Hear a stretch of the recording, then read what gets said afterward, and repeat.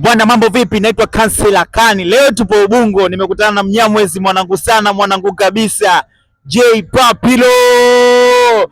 Vipi mwanangu J Papi? Mwanangu. Ubabe. Nikuulize swali? Uliza mwanangu. Leo nimekuja na challenge special kwa ajili yako mwanangu. Najua wewe Mnyamwezi sana. Hii challenge itakuhusu na utajibu fresh, au vipi? Noma sana mwanangu. J Papi, ushawahi kuchapa mtu na ndugu yake?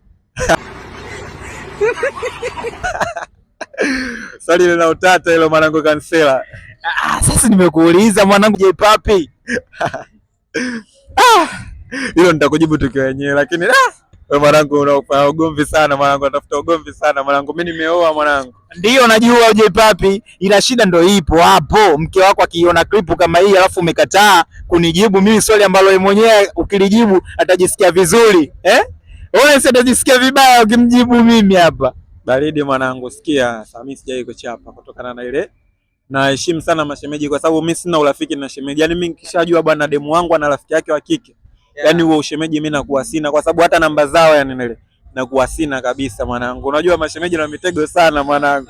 Mimi najua, ndio maana nimekuuliza. Wewe Mnyamwezi lazima upite mitihani hapa na pale katika mapenzi au katika mahusiano. Unajua zile kuna mashemeji wengine kujishikilia hawezi shemeji hivi na vile. Unajua zile mwanangu Papi.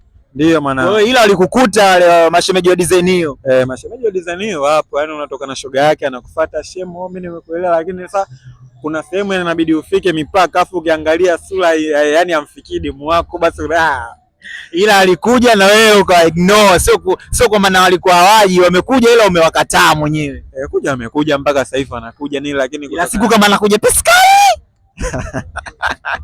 Noma sana hiyo. Huo mtihani huo Kansela. Wewe mtihani kwa maana utashindwa kujizuia J Papi. Ila kutokana na nini mwanangu? Kutokana na sasa hivi shemeji yenu ninavyompenda. Tajizuia tu. Neno moja kwa wale ambao wanakula mashemeji kujizuia hawezi kama wewe. Mimi najua mwanangu Mnyamwezi. Mwanangu ile hata nikija kwenye masuala ya drip check hapo, mtu fulani hivi ambaye unapenda sana kupoa. Sinajua J Papi. Nakuja kwenye drip check sasa, tuachane na yale maswala kwa sababu yashapita na sitaki sana nikuulize kwa ndani kwa sababu unajua kuna vitu utanificha Juma na kujua J Papi. Noma sana mwanangu. Tutakuja kwenye drip check mwanangu. Unyama huo chini umeondoka bei gani?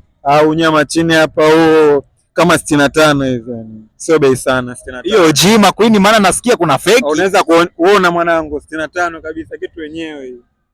65 mwanangu. Sema mimi sio mkali kabisa. Kuna wakali wanajua nakwambia mwanangu umepigwa, nilikuwa na makuni yangu fulani nimeuzoea 40 nikasema makuni 40 mwanangu hiyo shepi na wakati kuna moja imetoka kali sana.